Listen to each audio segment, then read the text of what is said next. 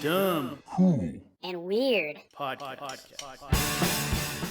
I think one of the craziest like conspiracy theories I've ever read about is the whole alien thing with the Roswell crash. That's not a conspiracy I believe in because the thing is so when they came up with that story for it being an alien spacecraft, that was actually an initial cover up of something they really were trying to do. So what they were trying to do is they were trying to create this new piece of technology that spied on the Russians. And so in order to cover it up, the initial story was it's a flying saucer, which is the most bizarre thing. And then they were like, oh shit, we can't say that. That's fucking stupid. So then they were like, okay, it's a weather balloon. And so that was the next story they came up with. It wasn't until like 30 or 40 years later that it turns out what it was a really advanced piece of technology they were trying to use to spy on the Russians. So basically what it was supposed to do is it was supposed to basically measure nuclear tests like the Russians were trying to do. The funny thing is people to this day still think it was an alien spacecraft, even though the government has come out and said, hey, we're declassifying this. This was a really advanced piece of technology we were trying to use to spy on the Russians with, basically. What about the alien autopsy that was released? Do you think that was probably like a Fake?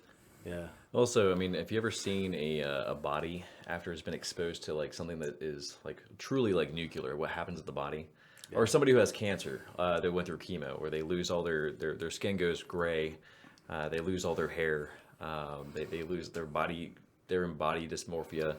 So people that say they get abducted, people who say they've seen flying saucers, people who say they've seen all this stuff. It's a bad trip. Yeah. So no, it's not necessarily a bad trip. So what they think it is, psychologically speaking, is what was really popular in the early 50s is a lot of science fiction movies depicting alien invaders coming from other planets.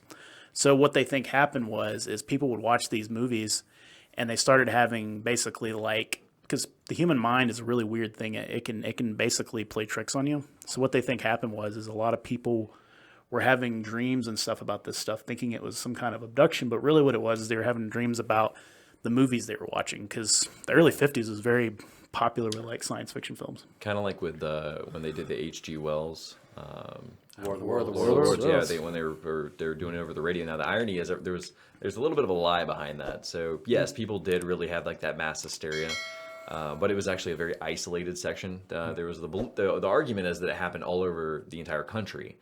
It didn't happen like that. It was actually a small town, and there was newspapers got a hold of it, and then the newspapers made it bigger. We're always looking for a good story. If you want to check out more of our stuff, go to www.dumbcoolweird.com. You'll find our Facebook, Twitter, YouTube, Instagram, and Patreon link if you want to support us. Also, be sure to check out our merch store. And if you're interested in being on our podcast, you can find a link on our website so you can reach out to us and tell us if you want to talk to us about something that's really weird, dumb, or cool. We'd be glad to hear from you. Hope you will stay tuned for the next weird ass episodes we got. Thank you.